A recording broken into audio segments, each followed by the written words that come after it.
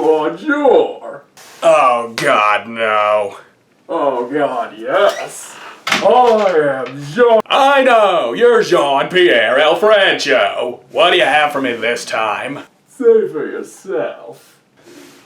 Hey, this case is blank. Open it. I'm not opening it. For all I know, this thing could be full of bees. And old milk. And bees! You get this thing some cover art, then I'll open it. Fine, you got a printer. Eh-eh. Okay, what about a blank paper and markers? Uh-huh.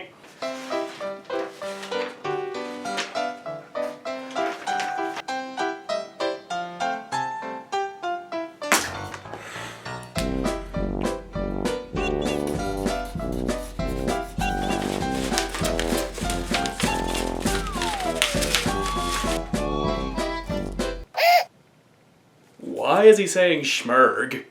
It is what it is. Now play the game. As a kid, I had a PS1 before I had a GameCube, which of course means I grew up playing Crash Bandicoot and Spyro the Dragon, the latter being my favorite of the two.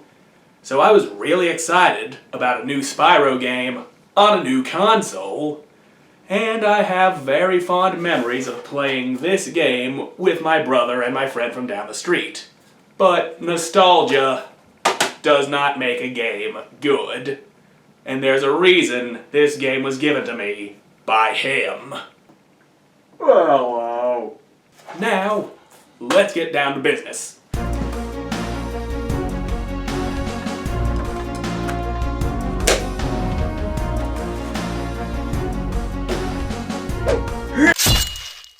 The game begins in the Dragon Realms during a festival where the baby dragons receive their guardian dragonflies. Then Ripto, the villain from the second game, appears along with his minions Crush and Gulp. And now they can talk. Oh, yeah. What do we want this time, boss? You're not hired for your brains, you dinosaurian landmass! Keep thinking and I will send you back to the place I found you, unemployed in Molten Crater, begging for work from Nasty North. We get it. The first 3 games were good. Anyway, Ripto tries to steal all the dragonflies, including Sparks, to weaken the dragons, and then he's gone. So does this mean we have to go find Sparks as a tutorial or something? Nope. You get him back before the game even starts. And that's how you find out Ripto's spell didn't work very well. Instead of sending the dragonflies back to his lair, they were scattered all over the world, and now Bianca tells you how to collect magic runes and you take them to this statue to unlock new abilities. The first one being Bubble Breath, which is used to catch runaway dragonflies. Makes sense to me, I guess, trapping dragonflies inside bubbles. And then Spyro says, "Hey, it's this guy," for every dragonfly you catch. Hey, it's Jeet! Hey, it's Steffi! Hey, it's Toshi Station! That doesn't get annoying at all. Hey, it's Riley. Hey, it's Dio. Hey, it's a lava lamp. Hey, it's that thing growing out of the basement floor I'm afraid to touch. The graphics are good, each level is unique and laid out well, with some well-hidden gems and dragonflies, and Spyro controls very nicely. Unless you let go of the charge button mid-air, then it takes a second before you can move again, which is just a small nitpick I have with the game. But there is a much bigger problem you encounter before you even enter the first level. This game is so over-tutorialized. I understand the necessity for a tutorial on the basic controls and catching dragonflies, but there are tutorials everywhere. There's one when you try to start a timed challenge. There's one in the middle of a timed challenge, and it doesn't pause the timer. There's one before each gate. There's one after each gate. You literally can't do anything for the first time without the game tearing control away from you to say, "Hey, here's how you do that thing you were about to do." Now, you might think that I'm being unfair, or that I'm over-exaggerating, or perhaps that I'm just looking for small things to complain about. But listen here. there's a tutorial on picking up gems! All you have to do is walk into them! Who looked at this and thought, that's too complicated, we need to explain how that works? The game treats you like a child who thinks a battle axe is candy. It's infuriating. Let me figure things out on my own. You know what game does its tutorial right? Dark Souls. It's just glowing messages that you're not even forced to read. This is what the buttons do. Here's a demon. Have fun. Come on, you can't get mad at them for teaching you how to play. I can't if it's not done right. I played a lot of games back home and never got mad at the tutorial. I'm sure you had your share of bad games that you got mad at back in Colombia. I'm from France. They're the same thing. Now let's get into the levels. The first is Dragonfly Dojo. There's ninjas and dragon masters named after famous martial artists like Bruce and Jackie. Then there's Crop Circle Country, full of cows and aliens and alien cows. Luau Island, sunny beaches, evil tikis, and caged pigs. Cloud 9, home of the Sleepy Bears. Monkey Monastery, frozen and annoying. Honey Marsh, the bee level. I knew it was full of bees. Thieves' Den. There's only one type of enemy here, unless you count the walking gems. Jurassic Jungle. Prehistoric Robo-Dinos. Each level has 10 dragonflies, and this includes the hub, giving you a total of 90 annoying little insects you need to catch. Some of them are just buzzing around and you can chase them down and put them in bubbles, and others are locked behind challenges. Some of the challenges are alright, and there's a lot of variety between them, but my biggest complaint is that most of them are too easy. Some of them you can win by flying around in circles and just mashing the A button. No thought required, you win, yay! And then there's the race challenges in the speedways, where you have no margin for error. If you miss just one of these speed boost stars, you might as well give up because you ain't winning. It's supposed to be a race, not a test of accuracy.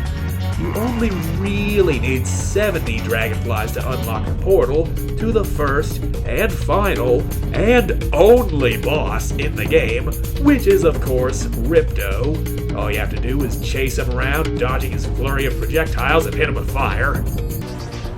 Ah! Defeated again!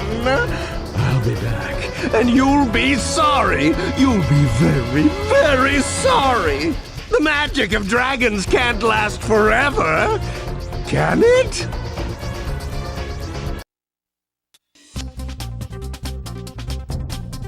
Why is the ending so abrupt? Why don't you look it up? Why don't you look it up? I'm only here to torment you. Fine, I'll do a little research. But I won't like it. Then I'm doing my job right. As it turns out, this game was developed by 2 different teams at the same time. There was Check 6 Studios and Equinox Digital Entertainment. Both sides wanted to take the game in different directions, leading to a somewhat hostile work environment. Pair that with a multitude of other problems, such as missing paychecks, people were losing enthusiasm for the project, and to make matters even worse, the publisher was demanding the game be finished by winter of 2002 so it could be on shelves in time for Christmas. You know what they say about rushing a game through development to be sold in time for Christmas? It's dangerous!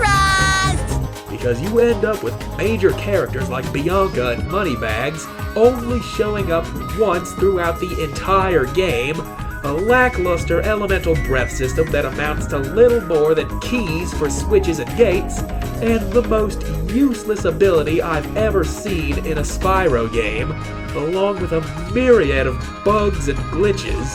You have gems flying away, animations not playing, you can easily soft lock the game by falling in the water when an NPC tries to talk to you, there's gates that don't keep you out, enemies that don't work, if you do a head bash in just the right spot, you can swim through the air, which also soft locks the game if you get too close to an NPC, things not loading in, I could probably do an entire video just talking about the glitches I encountered casually playing the game. In spite of the many factors that left the final product in such a sorry state, there is an actual ending to the game. But to get that ending, you have to 100% the game. Which I did!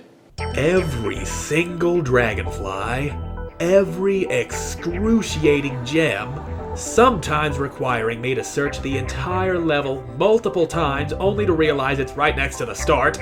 And no, they didn't include the ability to have sparks point towards missing gems that you get in Spyro 3, making this process all the more painful. Now we fight Ripto again, but this time there's more phases added to the battle, meaning Ripto gets bigger and does the same thing as before, but you have to use a different breath attack to hurt him. That's different enough, right? He actually does change even more and changes his attack patterns for the final phase. All you do is dodge, wait for an opening, then breathe on him. But this last phase, it took me so long to get the last opening I needed. I can't tell if it's actually supposed to go on for that long or if it was just bugged. Either way, I did it. Now let's see how this ends.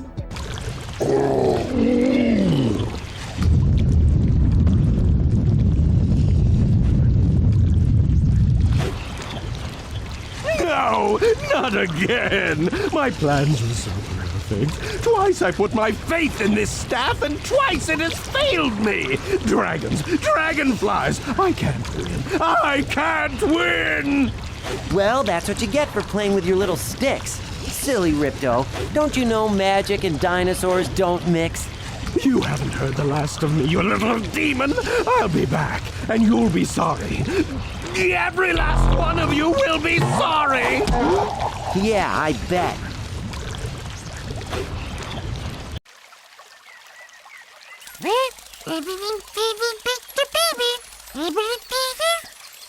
Well, as normal as fairy tales go anyway, pal. I'll tell you what though, guys. We weren't just gonna stand by and let Ripto ruin this day for the baby dragons. Right, Sparks. Or the dragonflies. Well, everything is finally back to normal. Isn't it, Spyro?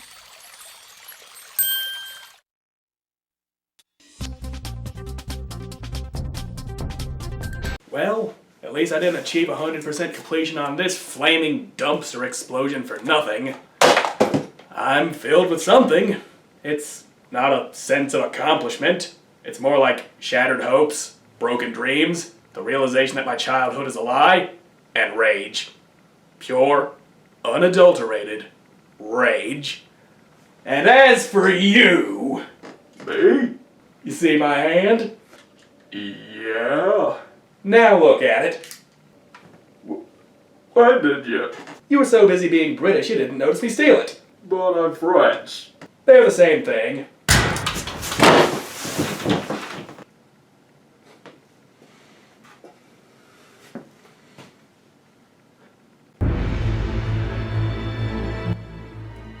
Where did he go? How did he go?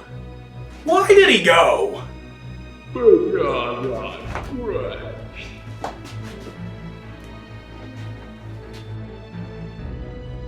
Cloud 9? Oh, did I just say 9? That's not how it works. That's not a number. That's just stupid.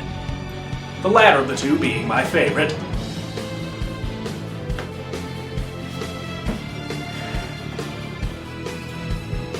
The latter being my favorite of the two. But I cannot remember what I wrote down there. That doesn't get annoying at all. Oh man, my voice sounded bad on that one. Where did he go? How did he go? I'm gonna need to redo that. I am out of frame.